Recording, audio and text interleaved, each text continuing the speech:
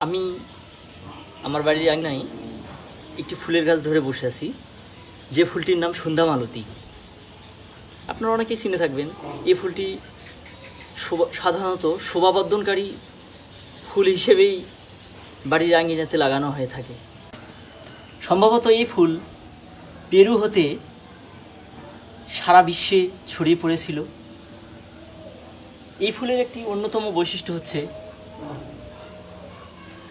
এই ফুল এক কালারের হয়, আবার একই গাছে বিভিন্ন বর্ণের ফুল হয়ে থাকে। আবার একই ফুলে বিভিন্ন কালার হতে পারে। এটি বহুবর্ষজীবী গুল্মজাতীয় ঝোপঝাড় উদ্ভিদ। এটি দৈর্ঘ্যে সাধারণত 1 মিটার হয়ে থাকে। অনেক সময় জমির উর্বরতা ভেদে এটি 2 মিটার পর্যন্তও হতে পারে। এটি নিকটেজিয়েন্সি গোত্রের। এর বৈজ্ঞানিক নাম মিরাবিলিস জালাপা। সন্ধ্যামালতী গাছ চাষের জন্য রোদযুক্ত জায়গা ভালো, তবে প্রখর রোদে এর পাতা এবং ফুলগুলো শুকিয়ে যায়। আবার রোদ কমে গেলে, অর্থাৎ শেষ বেলার দিকে, এর পাতা এবং ফুলগুলো আবার সতেজ হয়ে ওঠে।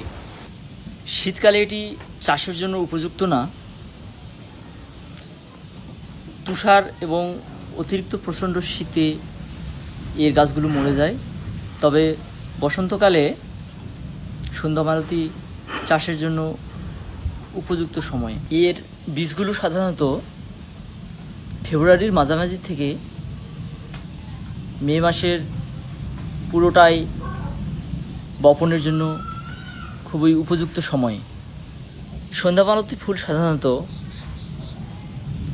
খাদ্য প্রক্রিয়াকরণ শিল্পে রঙের কাজে ব্যবহৃত হয়।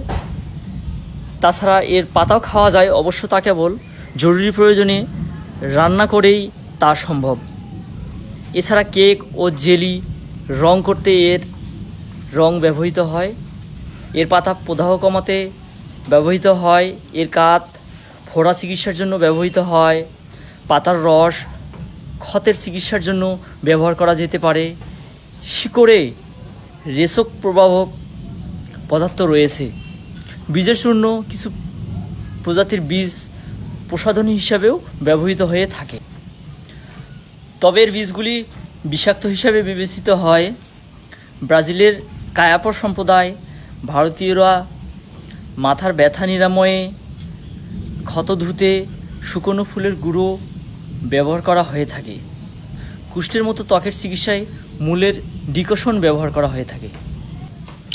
এছাড়াও বিভিন্ন ভেষজ ঔষধ তৈরিতে এর ফুল ও শিকড়গুলো ব্যবহৃত হয়ে থাকে। তাছাড়া এর পাতার রসও ক্ষত সারানোর কাজে ব্যবহৃত হয়। এর আদিনিবাস দক্ষিণ আমেরিকার পেরু, তবে অনেক গ্রীষ্মপ্রধান অঞ্চলে ব্যাপকভাবে চাষ হয়।